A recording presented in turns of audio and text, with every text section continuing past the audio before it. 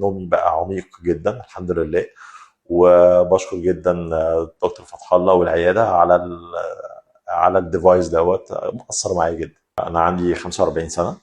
كنت بعاني من الشخير.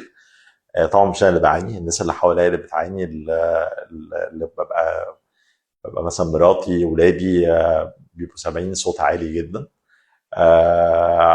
بصراحه انا كنت قلقان ان انا اعمل عمليه جراحيه.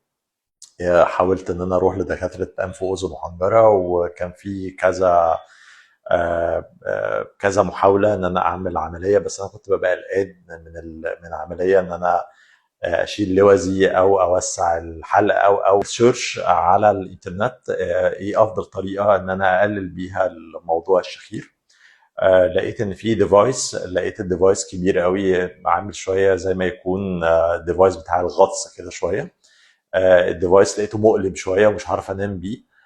لحد ما في يوم بالصدفه ببص على الفيسبوك لقيت اعلان لعياده الدكتور محمد فتح الله.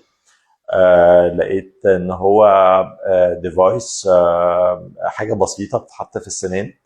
عملت سيرش على الانترنت اكتر، لقيت ان هو حاجه منتشره جدا في امريكا، ودي العياده الوحيده اللي بتعملها في مصر. بصراحه قلت اجرب الديفايس. الموضوع تحفه، كويس جدا جدا جدا. انا كنت قلقان ان يبقى فيه الم لما بصحى من النوم. لا، مفيش حاجه من الحاجات دي خالص خالص. مفيش اي سايد افكت، بالعكس تماما. الديفايس وانس ان انا لبسته، مفيش حد بيبقى حاسس باي حاجه، كاني نايم نوم طبيعي. انا